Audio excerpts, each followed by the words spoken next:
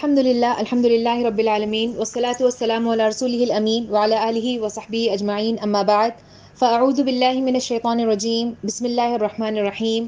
عزیز اور معزز سامعین کرام، السلام علیکم ورحمۃ اللہ وبرکاتہ.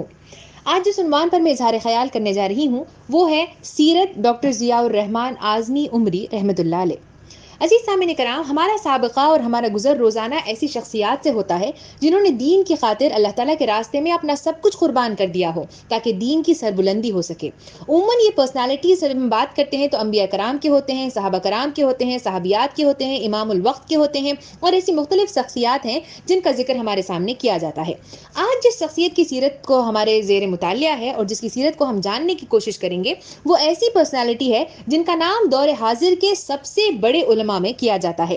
آپ کی سیرت سے ہمیں ایسے اسباق سیکھنے کو ملتے ہیں جو کنٹمپریری مسلمانوں میں کم ہی نظر آتے ہیں.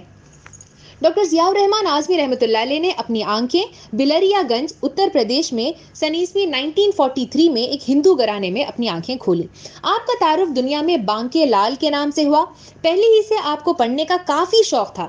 ڈاکٹر اعظمی کہتے ہیں کہ ایک مرتبہ انہیں ایک کتاب ملی جس کا نام تھا دین حق دی ریلیجن آف ٹروتھ، جس کے مصنف مولانا مودودی رحمۃ اللہ علیہ ہیں. اس کی پہلی آیت جب انہوں نے پڑھی کہ ان الدین عند اللہ الاسلام، کہ اللہ تعالیٰ کے لیے جو طریقہ زندگی اللہ تعالیٰ نے چنا ہے وہ صرف اسلام ہے، جس کا ترجمہ جب انہوں نے ہندی میں پڑھا تو انہیں بہت تعجب ہوا اور وہ حیران ہو گئے کہ اللہ تعالیٰ کے پاس اسلام ہی ایک ایسا دین ہے جو قابل قبول ہے اور دوسرے تمام طریقہ زندگی جو ہے وہ اللہ تعالیٰ کے سامنے قبول نہیں ہے. اس وقت ڈاکٹر صاحب جو ہے وہ گیتا اور کرشنا کے جو سٹیٹمنٹس ہیں وہ بھی پڑھا کرتے تھے چونکہ وہ ہندو تھے، اور اس میں انہوں نے پڑھا تھا کہ آپ جس بھی راستے سے جاؤ، کسی بھی طریقے کا طریقہ اختیار کرو اور عبادت کرو، تم اللہ تعالیٰ تک پہنچ ہی جاؤ گے. تو ان کے درمیان یہ تصور تھا کہ سب طریقے جو ہے مختلف الگ الگ راستے ہیں، الگ الگ جو ریلیجنز ہیں وہ الگ الگ راستے ہیں، رسم و رواج ہیں، لیکن ایٹ دی اینڈ ہر کوئی اللہ تعالیٰ سے جا کر کنیکٹ ہو جاتا ہے. لیکن یہ بات انہیں سن کر بڑی حیران اور بڑی مختلف معلوم ہوئی کہ قرآن کہتا ہے کہ اسلام ہی ایک واحد راستہ ہے جس سے اللہ تعالیٰ تک پہنچا جا سکتا ہے اور کوئی دوسرا راستہ نہیں ہے. اس کو سن کر ایک جذباتی انزعاج ان کے اندر پیدا ہوا، ایک اینگزائٹی والی فیلنگ ان کے اندر پیدا ہوئی کہ آخر یہ کیسے ممکن ہے. اسی لیے آپ نے جو آپ کے بڑے بڑے پنڈت تھے، جو بڑے سینئر ٹیچرز تھے، ان سے پوچھنا شروع کیا کہ آخر ہندوازم ہے کیا، اور اس کے متعلق کئی سارے سوالات انہوں نے کیے. اس پر ڈاکٹر صاحب کے ذہن میں یہ بات تھی کہ اگر ہندوازم کے سارے ڈاؤٹس کلیئر ہو جائیں گے تو شاید میں مسلمانوں کی مدد کر پاؤں گا اور شاید ان کی کتاب میں کوئی غلط بات لکھی گئی ہوگی. تو ایک طرف اسلام کا مطالعہ بھی انہوں نے جاری کیا اور دوسری طرف جو ہے آپ مسلم علماء کے پاس بھی جاتے ہیں، ان سے ملاقات کرتے ہیں، اور دوسری طرف ہندوازم پر بھی ڈیٹیل سٹڈی آپ کی جاری رہی جو آپ ہندو پنڈتوں کے ذریعے سے علم حاصل کیا کرتے تھے. آپ کا انٹینشن صرف اور صرف ایک تھا، آپ کی نیت صرف اور صرف یہ تھی کہ اسلام کو کسی نہ کسی طریقے سے رد کیا جا سکے، کیونکہ اسلام کہتا ہے کہ اللہ تعالیٰ کو پہنچنا ہے تو اسلام ہی کے ذریعے سے پہنچنا ہے. اسی لیے ان کا آئیڈیا یہ تھا کہ کسی نہ کسی طریقے سے اسلام کو ریفیوٹ کیا جا سکے. اسٹڈی کرنے پر آپ کو معلوم ہوا کہ ہندوازم میں کچھ ایسا ہے نہیں، بلکہ وہ کئی سارے میتھولوجیز، قصے، کہانیوں پر مشتمل ایک مذہب ہے، اور ان میں ایسا بھی ہے کہ ایک خدا کو مانو تب بھی آپ ہندو ہیں، دو خدا کو مانو تب بھی آپ ہندو ہیں، ہزار خداؤں کو مانو تب بھی آپ ہندو ہیں. پھر انہوں نے جو ہے جو ہندو کے جو مختلف واقعات ہیں، جو مختلف مہابھارت ہے اور جو ان کی مختلف رامائن وغیرہ کی سٹوریز ہیں، ان کے متعلق انہوں نے اپنے ہندو پنڈتوں سے پوچھ تاچھ کی کہ آخر اس کی ہسٹری کیا ہے، اس کے پیچھے ایسا کیا پیش آیا تھا. تب کہیں جا کر ڈاکٹر اعظمی کی نظر میں یہ بات سامنے آئی کہ جتنے بھی سٹوریز بیان کیے گئے ہیں وہ صرف ایک امیجنری تھیولوجی ہے، ایک وہم ہے، ایک گمان ہے جو لوگوں نے اپنے آپ سے بنا لیا ہے. اب جو ہے یہ ان کے ذہن میں آ گیا تھا کہ ہندوازم جو ہے وہ امیجنری تھیولوجی ہے. اب ساتھ ہی ساتھ آپ دین اسلام کا بھی مطالعہ ساتھ میں کر رہے ہیں، تو اسی دوران آپ کو ہندی میں بھی قرآن پڑھنے کا موقع ملتا ہے اور آپ جو ہے قرآن کا بھی مطالعہ کر لیتے ہیں. یہ کشمکش قریباً 6 سے 7 مہینے کے درمیان تک چلتی ہے اور پھر 16 سال کی عمر میں یعنی 16 ایئرز میں سن عیسوی 1960 میں فائنلی بلریا گنج اعظم گڑھ یو پی میں آپ اسلام قبول کر لیتے ہیں. آپ وہیں اپنے گھر ہی میں رہتے ہیں، لیکن گاؤں کے باہر کبھی کھیتوں کو جاتے تو کبھی باغوں میں جاتے اور چھپ چھپ کر جو ہے آپ نماز پڑھا کرتے تھے. لیکن یہ بات زیادہ دیر تک چھپ نہیں سکی اور لوگوں نے آپ کے اندر جو تبدیلی تھی آپ رحمۃ اللہ علیہ کے اندر، اس تبدیلی کو محسوس کر لیا. اب گھر کے حالات آپ کے لیے بالکل سازگار نہیں رہے. ماں نے اپنے پیار کی دہائی دی، باپ کو اکلوتے بیٹے کے ہاتھ سے نکل جانے کا غم ستانے لگا، بہنوں نے بھی جذباتی دباؤ ڈالنے کی کوشش کی، کھانا پینا چھوڑ دیا، ہر طریقے سے آپ کو ایموشنل بلیک میل کرنے کی حتی الامکان کوشش کی گئی. جب جذباتی حربے کام نہ آئے تو سختیاں ان پر شروع کر دی گئیں، ایذا رسانی کرنا، کبھی زبانی تانے دینا، اور جب یہ سب کام نہیں آیا تو آپ رحمۃ اللہ علیہ کو دھمکی دی گئی کہ انہیں आर्या समाज के लोगों के हवाले कर दिया जाएगा। अब बिलरियागंज की जमीन डॉक्टर आज़मी रहमतुल्लाह अलैह पर तंग होने लगी और वहां रहना उनके लिए दुश्वार होने लग गया। तकरीबन 1.5 साल तक आप मुख्तलिफ गांवों में भटकते रहे, कभी एक जगह रहते तो कभी दूसरी जगह जाते। आपकी जान को काफी खतरा था, लेकिन आप ऐसे हालात में भी दीन पर कायम रहे और आपने दीन का साथ कभी नहीं छोड़ा। मामला गर्म इसलिए भी था क्योंकि कई हजारों सैकड़ों सालों के बाद ऐसा कोई वाकया पेश आया था जहां पर एक हिंदू जो है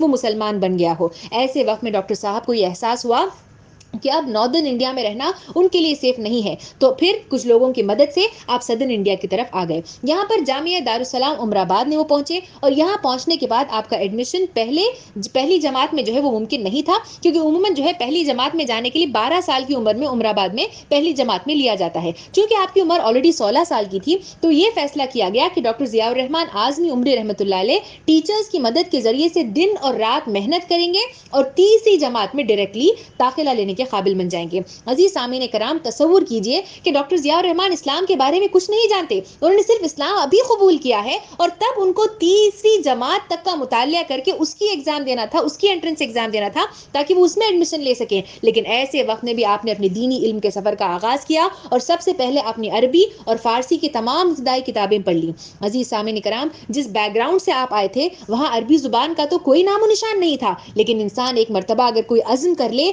तो वसवसे या अंदेशे इंसान के लिए कभी रुकावट नहीं बन सकते हैं। डॉक्टर आज़मी की ख्वाहिश थी कि सबसे पहले वो अरबी जुबान को सीखे ताकि कुरान को समझना उनके लिए आसान हो जाए, और उसके बाद वो चाहते थे कि मुख्तलिफ ज़ुबानों में आप कुरान और हदीस को पेश करें लोगों के सामने। डॉक्टर साहब में दीन का इल्म हासिल करने का इस कदर शौक़ और जज्बा था कि एक मरतबा आप मौलाना अबुल बयान हम्माद उमरी रहमतुल्लाह अलैह के पास पहुंचते हैं और उनसे दरख्वास्त करते हैं कि मैं आपसे भी कुछ सीखना चाहता हूँ, इसीलिए आप जब भी फ्री हो मुझे बताइए, मैं आपसे कुछ इल्म हासिल करना चाहता हूँ। लेकिन चूंकि हालात ऐसे थे कि दिन भर डॉक्टर ज़िया-उर-रहमान की तालीम किसी न किसी के पास हो रही होती थी और जब भी वो फ्री होते तो मौलाना की अपनी मसरूफियत थी। चुनांचे ये तय पाया कि आप तहज्जुद में मौलाना साहब के पास आएंगे, रात के 3 बजे रोजाना 3 बजे रात के रोजाना पाबंदी के साथ आप मौलाना के घर को पहुंचते और सुबह फजर तक इल्म हासिल करने का ये सिलसिला आपका जारी रहता। बुलूगुल मराम, जमात की बुनियादी किताबें, मिशकातुल मसाबिह, तर्जुमा कुरान और ऐसी कई सारी दीगर किताबें आपने पढ़ी। इल्म हासिल करने का ये जुनून उनके अंदर इस कदर था जिसकी बदौलत 1961 में जब उन्होंने एडमिशन टेस्ट दिया तो डायरेक्टली उनका जो एडमिशन है वो तीसरी जमात उमराबाद में हो जाता है। शायर ने ऐसी शख्सियात और इरादे के सिलसिले में क्या खूब कहा है कि तदबीर के दस्ते रंगी से तकदीर दरख्शा होती है, खुदरत भी मदद फरमाती है जब कोशिश इंसान होती है। शुरुआत ही से डॉक्टर साहब बहुत ही ज़्यादा मेहनती और नेक आदत रखने वाले तालिब इल्म थे। शौक़, लगन और उमंग और एम्बिशन के साथ उन्होंने दीनी इल्म के सफ़र का आगाज़ किया। आपको उमराबाद की हवा रास नहीं आई, लेकिन फिर भी आप सब्र और इस्तकामत के साथ वहीं पर कायम रहे। 6 साल तक आप उमराबाद में रहे और अपनी मेहनत और असातिज़ा के साथ और उनकी दुआओं के साथ आप सारे इम्तिहान कामयाबी के साथ मुकम्मल करते हैं। जब आप ऊंची जमात में पहुंचते हैं तो फिर आपके अंदर अपने जो यूजुअल लेसन थे उससे भी ज्यादा पढ़ने का, खारिजी मुतालिया करने का, एक्सटर्नल स्टडीज पर ही मुतालिया करने का रुझान आपके अंदर बढ़ जाता है और आप उस पर भी तवज्जो देने लग जाते हैं। उनके लर्निंग के ज़ौक़ और शौक़ को देखकर उन्हें उमर लाइब्रेरी की निगरानी उनके हवाले कर दी जाती है। तकरीबन 2 साल तक जो है आप उसके निगरान भी रहते हैं और उमराबाद की मस्जिद में जुमा का खुतबा भी आप दिया करते थे। आपकी आवाज़ इस कदर गरजदार, जोश और जज्बे से मामूर थी। अक्सर आप मुसलमानों के अंदर मौजूद जो पसमानदगी है, मुसलमानों के अंदर जो बैकवर्डनेस है, जो बेहिसी है, जो एपैथेटिक जज्बा उनके अंदर मौजूद है, उस पर आप जोर बयान फरमाया करते थे। जुमा के खुतबे पूरे उरूज पर होता था। मस्जिद के करीब से गुजरने वाले गैर मुसलमान खुद सीढ़ियां चढ़कर आकर उनका खुतबा सुना करते थे। बात चाहे पूरी उन्हें समझ में आए या ना आए, लेकिन वो मौजू को जान लेते और हैरत के साथ एक दूसरे से कहते कि देखो ये कल तक हमारे धर्म का था और आज मुसलमानों के मजमुए में किस तरह गरज बरस रहा है। आप रहमतुल्लाह अलैह की जिंदगी के इस पहलू को सुनकर खुद हमारी जुबान बेसाख्ता पोल पड़ती है। कुरान की वो आयत जो सूरह आल इमरान की आयत नंबर 26 में ने इरशाद फरमाया, वतुइज़्ज़ु मन तशा वतुज़िल्लु मन तशा बियदिकल खैरु इन्नका अला कुल्ली शैइन कदीर, कि जिसे चाहे अल्लाह ताला इज्जत बख्शे और जिसको चाहे जलील कर दे, भलाई तेरे इख्तियार में है, बेशक तू हर चीज पर कादिर है। जामिया दारुस्सलाम से जब आप फारिग हुए तो आपने बिलरियागंज जाने का फैसला किया। बिलरियागंज वो जगह है जहां पर वो पैदा हुए थे और जहां पर उनका अहले खानदान वहां पर उनके मौजूद थे। वहां पहुंचते तो आप अपने घर नहीं जाते हैं बल्कि हकीम साहब के घर जाते हैं। रात पहुंचने में देर हो चुकी होती है। हकीम साहब آہستہ سے ان کے والد کو پیغام پہنچاتے ہیں کہ آپ کے بیٹے یہاں پر آئے ہوئے ہیں پورے 6 سال کے بعد. لیکن چونکہ رات ہو چکی تھی تو اگلے دن ان کی آمد کا انتظار کیا جاتا ہے.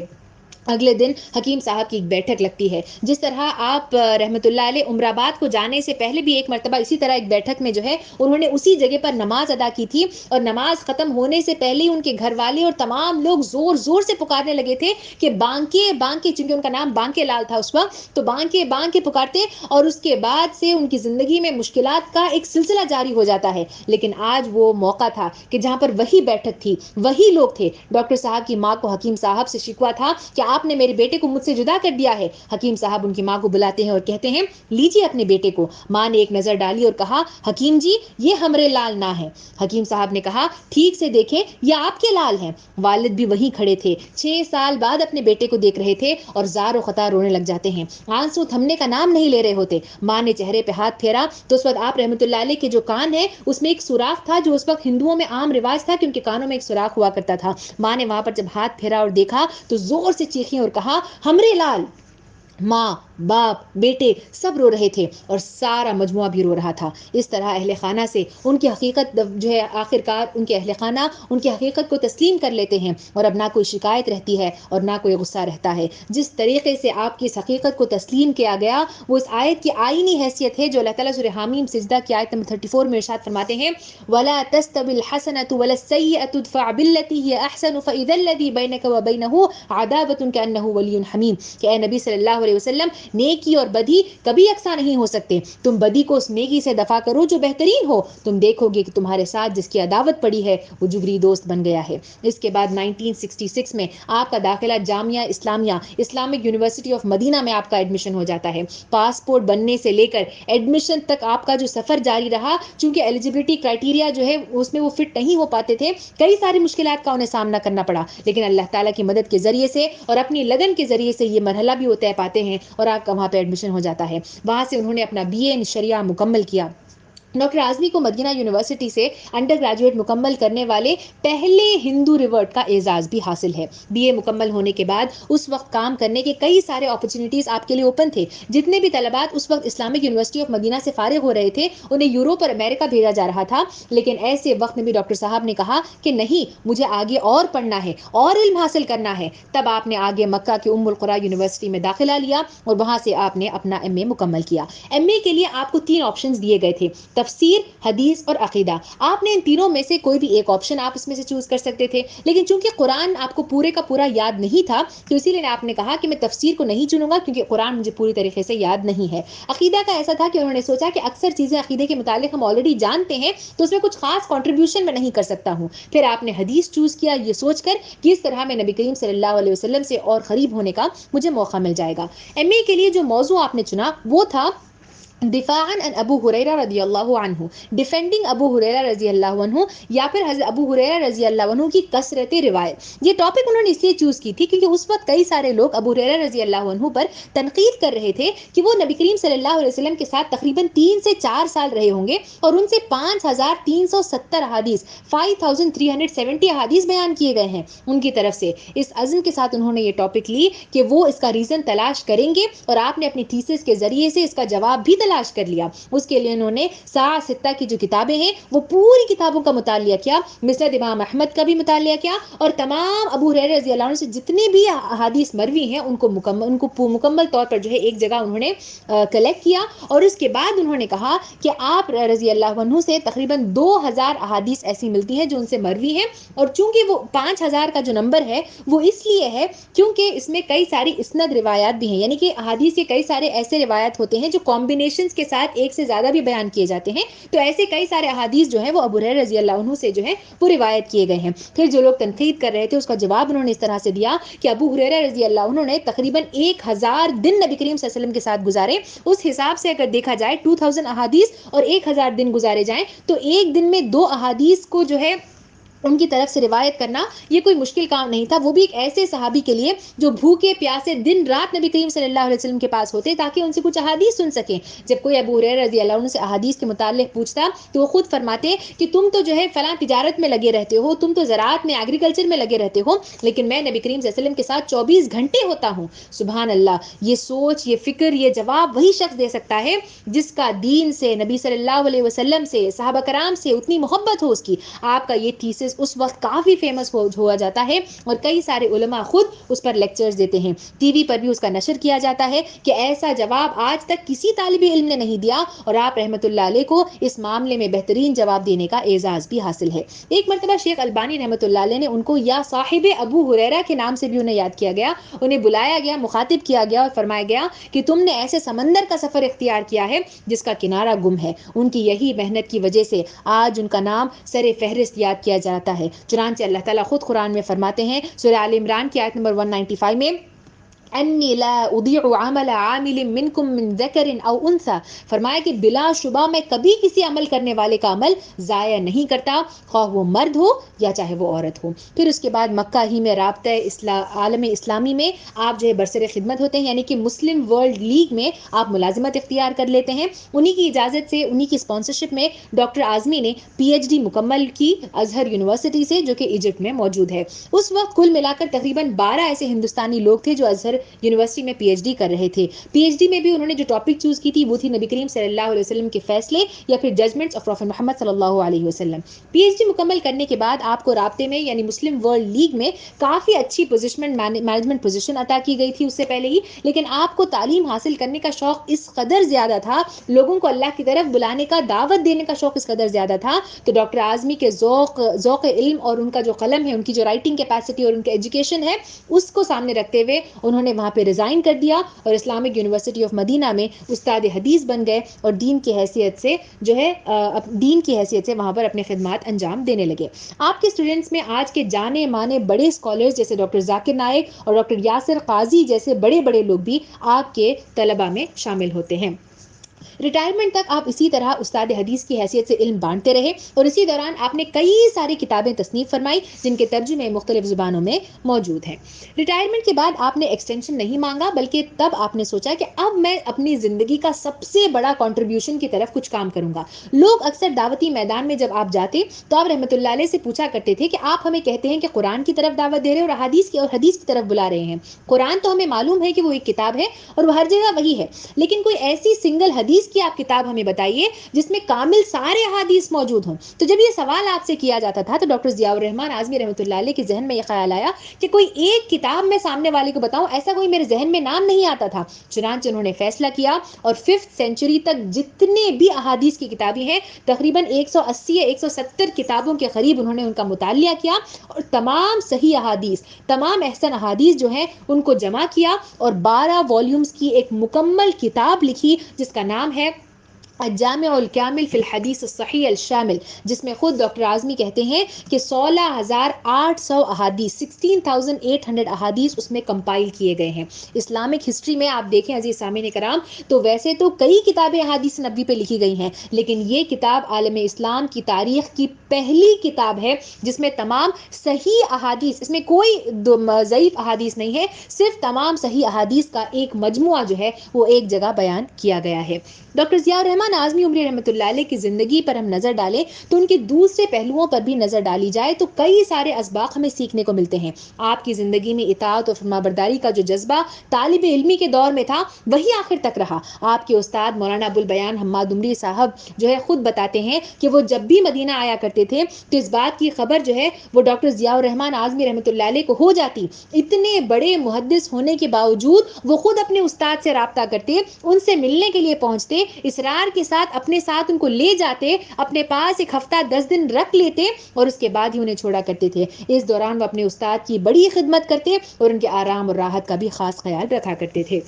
عزیز سامعین کرام، گھر والوں کا خیال رکھنے میں بھی آپ رحمۃ اللہ علیہ کبھی پیچھے نہیں رہے. حالانکہ 6 سال آپ اپنے گھر والوں سے دور رہے، چونکہ اسلام قبول کرنے کے بعد ان پر تشدد کیا جا رہا تھا تو وہاں سے انہیں بھاگنا پڑا تھا. لیکن ان 6 سالوں کے عرصے کو چھوڑ کر انہوں نے اپنے والدین، بہنیں اور ان کی اولاد کا ساری عمر خیال رکھا. ملک سے باہر جانے کے بعد بھی جب وہ سعودی کو آ جاتے ہیں پڑھائی کے لیے، تو اس زمانے میں بھی جب وہ کمانے لگ جاتے ہیں تو اپنی ذمہ داری سے سبکدوش نہیں ہوتے، بلکہ اپنے والد صاحب کو کام کرنے سے آزاد کر دیتے ہیں اور تمام ذمہ داریاں خود سنبھالتے ہیں. شروع میں آپ پڑھائی میں چونکہ مصروف تھے تو 10 سال تک وہ ہندوستان وزٹ نہیں کر پاتے، لیکن اس کے بعد جب بھی آتے تو ایئرپورٹ سے بلریا گنج اپنے گلی میں جاتے، گاڑی سے اترتے، والدین سے ملاقات کرتے اور دن میں 2 مرتبہ اپنی والدہ سے ملتے اور گھنٹوں ان کے ساتھ بات کیا کرتے تھے. تمام رشتہ دار جمع ہوتے اور اسی دوران خاندان کے جو بھی ضرورت مند رشتہ دار ہیں ان کی خاموشی سے حسب ضرورت وہ مدد بھی کیا کرتے تھے.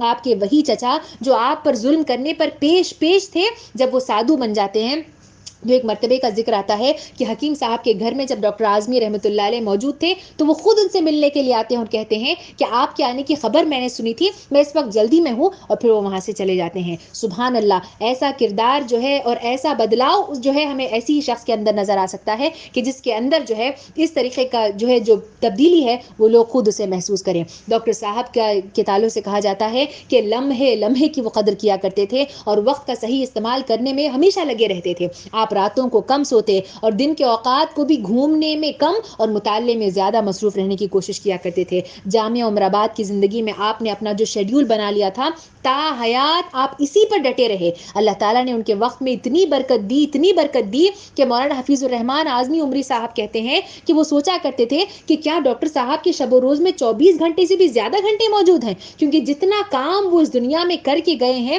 جتنا کام انہوں نے انجام دیا ہے وہ ان کی حیات سے بڑھ کر ہے. ہزاروں صفحات کی تصنیف کرنا کوئی آسان کام نہیں تھا، لیکن یہ اللہ کے ساتھ ہے، اور جہاں انسان اگر اللہ تعالیٰ کی طرف ایک قدم اگر بڑھانے کی کوشش کرے تو اللہ تعالیٰ خود اس محنت کو دیکھ کر اوقات میں برکت دے دیتے ہیں. ایک بار کا ذکر آتا ہے کہ جب ڈاکٹر صاحب کی الجامع الکامل کی تکمیل ہو جاتی ہے اور جو ہے وہ پوری طریقے سے ختم ہو جاتا ہے تو کوئی آپ رحمۃ اللہ علیہ کو آرام اور راحت اور سیر و سیاحت کا مشورہ دیتا ہے کہ آپ کچھ دیر آرام کر لیجئے یا پھر کچھ گھوم پھر لیجئے. چونکہ آپ نے 16 سال کی عمر سے لے کر ریٹائرمنٹ کے بعد تک بھی علم حاصل کرنے ہی میں کافی وقت انہوں نے لگایا تھا، اور یہ سوچ کر انہیں جو ہے یہ مشورہ دیا گیا کہ کچھ آرام کی انہیں ضرورت ہوگی. آپ کا جواب عزیز سامعین کرام، آپ کا جواب بالکل اس جواب کی مانند ہے جو نبی کریم صلی اللہ علیہ وسلم نے اس وقت دیا تھا جب وہ تھکے ہارے اپنی پیٹھ لگانے کے لیے کچھ دیر بیٹھے ہی تھے کہ آپ کو خبر آتی ہے کہ مکہ میں چند لوگ آئے ہوئے ہیں اور آپ صلی اللہ علیہ وسلم بھاگے ان تک دعوت کا پیغام پہنچانے جاتے ہیں کہ پتہ نہیں اللہ تعالیٰ نے مجھے یہ موقع دیا ہے اور اگر میں نے اس کا فائدہ نہ اٹھایا تو میں اللہ کو کیا منہ دکھاؤں گا. سبحان اللہ، یہی کردار ڈاکٹر ضیاء الرحمان رحمۃ اللہ علیہ کا بھی تھا. وہ کہہ اٹھتے ہیں کہ شیخ، میں ابھی راستے میں ہوں، منزل پر پہنچا نہیں ہوں، کیسے آرام کر سکتا ہوں؟ ابھی تو جامع الکامل کی مجھے تلخیص کرنی ہے، اس کی سمری پیش کرنی ہے اور اس کا انتخاب تحفۃ المتقین اور الادب الاعلیٰ کی صورت میں انجام دینا ہے. پھر سیرت النبی پر جو ہے مجھے احادیث صحیحہ کی روشنی میں بڑا مشکل اور مفید کام انجام دینا ہے. ان سب سے اگر میں فارغ ہو لوں تب کہیں جا کر آپ کے معاشرے، آپ کا جو مشورہ ہے وہ سر آنکھوں پر رکھا جائے گا. سبحان اللہ، اس سے معلوم ہوتا ہے کہ ایک مومن کے کام کبھی ختم نہیں ہوتے. ایسا ہو ہی نہیں سکتا کہ انسان کے لیے آگے کچھ کرنے کے لیے باقی ہی نہ رہے، لیکن اس کے لیے اللہ کے دین سے محبت اور کچھ کنٹریبیوٹ کرنے کا جو جذبہ ہے وہ انسان کے اندر ہونا نہایت ضروری ہے. ڈاکٹر ضیاء-ر-رحمان اعظمی عمری رحمۃ اللہ علیہ کی حدیث نبوی سے محبت ان کے رگ رگ میں رچ بس گئی تھی. ہفتے میں 2 دن وہ مسجد نبوی میں بعد نماز عشاء درس حدیث دیا کرتے تھے اور یہ سلسلہ آپ کا آخر تک جاری رہتا ہے. 30 جولائی 2020 کو عرفہ کے دن عین اس وقت جب مؤذن نے ظہر کی اذان کی آواز بلند کی، ڈاکٹر صاحب نے اپنی آخری سانسیں لیں اور وہ اللہ تعالیٰ کو پیارے ہو گئے. انا للہ و انا الیہ راجعون. ڈاکٹر ضیاء الرحمان اعظمی عمری رحمۃ اللہ علیہ کی سیرت کے کئی پہلو دیکھنے کے بعد اس بات میں کوئی شک باقی نہیں رہتا کہ آپ کی زندگی مسلسل عمل اور جہد کا آئینی نمونہ ہے. جس شعور کے ساتھ ڈاکٹر صاحب نے اسلام کو گلے لگایا، پھر آزمائش کے ہر منزل پہ جس طریقے سے وہ ثابت قدمی انہوں نے دکھائی، پھر جو شوق، جذبے اور لگن اور محنت کے ساتھ تعلیم حاصل کرنے کی کوشش کی اور اپنے رائٹنگز یعنی اپنی تصنیف کے ذریعے سے دین اور مذہب کی انہوں نے جو خدمت کی، یہ ایمان افروز داستان ہم تمام کے لیے رہنمائی کا ذریعہ ہے۔ اس بات میں بھی کوئی شک نہیں کہ اللہ تعالیٰ کی سنت رہی ہے کہ دین کے کام کے لیے شیخ الاسلام یا حکیم الامت کی اولاد ہونا ضروری نہیں ہوتا۔ انسان تھوڑی سی لگن دکھائے، جد و جہد کرے تو اللہ تعالیٰ خود راستے ہموار کرتے چلے جاتے ہیں۔ فرمان باری تعالیٰ ہے سورہ مریم کی آیت نمبر 96 میں، ان الذین آمنوا وعملوا الصالحات سیجعل لهم الرحمن ودا، فرمایا یقیناً جو لوگ ایمان لے آئے ہیں اور عمل صالح کر رہے ہیں، ان قریب رحمان ان کے دلوں میں محبت پیدا کر دے گا، یعنی کہ لوگ ان کی طرف کھینچیں گے اور انہیں پسندیدگی کی نظر سے دیکھیں گے۔ شاعر نے کیا خوب کہا کہ نظر نظر میں کچھ اپنا مقام کر کے پلٹ، بھلا سکے نہ زمانہ وہ کام کر کے پلٹ، بسد خلوص بسد احترام کر کے پلٹ، جو زندگی کا ہے مقصد تمام کر کے پلٹ۔ آپ کی زندگی ہمارے لیے ایک لمحہ ٹہرنے اور سوچنے کا مقام ہے۔ ایک غیر مسلم شخص جس کا دین اسلام سے کوئی واسطہ نہیں تھا، اس قدر آگے بڑھ جاتے ہیں کہ آج دنیا ان کو اپنا آئیڈیل بنانا چاہتی ہے۔ کیا آج میں نے اور آپ نے اپنی آنکھیں ایک مسلمان گھرانے میں کھولنے کے بعد دین کا علم حاصل کرنے کی کوشش کی ہے؟ جتنا علم والدین سے ملا، کیا میں نے اور آپ نے صرف اسی پر اکتفا نہیں کر لیا ہے؟ زندگی کے 60+ سال گزارنے کے بعد بھی جس شخص کو اس بات کی چاہت تھی کہ میں اسلام کے لیے کچھ کنٹریبیوشن کر کے چلا جاؤں، آج یہ جذبہ ہمارے اندر کیوں کر پیدا نہیں ہوتا؟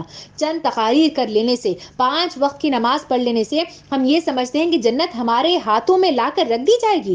ہماری شکایتیں کیسی شکایتیں ہیں ہماری، سوچئے، تصور کیجئے۔ کبھی یہ کہ والدین ساتھ نہیں دے رہے، کبھی یہ کہ رشتہ دار ساتھ نہیں دے رہے، کبھی یہ کہ گھر والے ساتھ نہیں دے رہے، شوہر ساتھ نہیں دے رہا، بیوی ساتھ نہیں دے رہی، بچے ساتھ نہیں دے رہے۔ ڈاکٹر ضیاء-ر-رحمان اعظمی عمری رحمۃ اللہ علیہ کی زندگی کو دیکھیے، کس نے آپ کا ساتھ دیا تھا؟ کیا آپ کی امی نے آپ کا ساتھ دیا؟ کیا آپ کے ابو نے آپ کا ساتھ دیا؟ کیا آپ کی بہنوں نے آپ کا ساتھ دیا؟ جو بڑھ کر خود اٹھا لے ہاتھ، مینا اسی کا ہے۔ یہ بات میں اور آپ سب جانتے ہیں کہ پہلی وحی اسلام کی جو تھی وہ تھی اقرا، پڑھو اپنے رب کے نام کے ساتھ، لیکن شاید میں اور آپ اس کو سمجھنے سے قاصر ہیں۔ پڑھیں گے تب کہیں جا کر علم آئے گا، اور یقین مانیے جب تک خود نہیں پڑھیں گے، صرف والدین کی سکھائی ہوئی باتوں ہی پر اتفاق کر لیں گے تو دنیا میں کوئی تبدیلی نہیں آئے گی۔ تبدیلی لانا ہے، اپنے دل کو جیتا جاگتا دل بنانا ہے تو اس کے لیے پڑھنا ہوگا، مطالعہ کرنا ہوگا، پرسنل ڈیولپمنٹ کے لیے وقت لگانا ہوگا، اس تڑپ کو ڈاکٹر ضیاء-ر-رحمان کی طرح اپنی زندگی میں پیدا کرنا ہوگا، سوچنا ہوگا کہ how can I contribute personally, میں کیا کر سکتی ہوں، میں کیا کر سکتا ہوں۔ ضروری نہیں ہے کہ ہم بھی کئی کتابیں لکھیں اور جامع الکامل کی تصنیف کریں، یہ ضروری نہیں ہے، لیکن کیا اللہ تعالیٰ نے ہمارے اندر کوئی صلاحیت نہیں دی ہوگی جس کو اسلام کی راہ میں لگایا جا سکے؟ اب ہم بڑے ہو گئے ہیں، بوڑھے ہو گئے ہیں، یہ کہنا صرف بات کو ٹالنا ہوگا۔ ڈاکٹر ضیاء-ر-رحمان اعظمی رحمۃ اللہ علیہ کی زندگی ہمیں بتاتی ہے کہ ریٹائرمنٹ کے بعد انہوں نے جس کتاب کی تصنیف کی، وہ ریٹائرمنٹ کے بعد کی عمر میں انہوں نے کیا تھا۔ وہ عزیز سامعین کرام، یہ اگلے وقتوں کی کہانی نہیں بلکہ 21ویں صدی کی آج کی مثال ہے۔ بانکے لال سے لے کر ڈاکٹر ضیاء-ر-رحمان اعظمی عمری رحمۃ اللہ علیہ تک کا سفر کوئی پھولوں میں سجی ہوئی سیج کا سفر نہیں تھا، بلکہ انتھک محنت، لگن، کوشش، جذبے کی بہترین مثال ہے۔ اب یہ ہم پہ ڈیپینڈ کرتا ہے کہ اس کو ایک کہانی سمجھ کر اس کو قصہ پارینہ ہم بنا دیتے ہیں، یا آپ کی سیرت کو تازہ رکھتے ہوئے، ان کی زندگی کے کئی سارے پہلوؤں سے سیکھتے ہوئے اپنی زندگی کو اللہ کے دین کی سربلندی کے لیے کس طرح ممکن ہو سکے اس طرح اپنے آپ کو وقف کرنے کی کوشش کرتے ہیں اور اپنے لیے جنت میں گھر بنانے کی کوشش کرتے ہیں۔ اللہ رب العالمین سے دعا ہے کہ اللہ تعالیٰ ہمیں ڈاکٹر ضیاء-ر-رحمان اعظمی عمری رحمۃ اللہ علیہ کی اللہ تعالیٰ مغفرت فرمائے، ان کے کنٹریبیوشنز کو اللہ تعالیٰ اپنی راہ میں قبول فرمائے، کروٹ کروٹ اللہ تعالیٰ ان کو اجر عظیم نصیب فرمائے، اور ہمیں ان کی زندگی سے سیکھتے ہوئے اللہ کے دین کی خدمت کرنے کا اللہ تعالیٰ ہمیں موقع عنایت فرمائے۔ آمین وآخر دعوانا الحمد للہ رب العالمین، والسلام علیکم ورحمۃ اللہ وبرکاتہ۔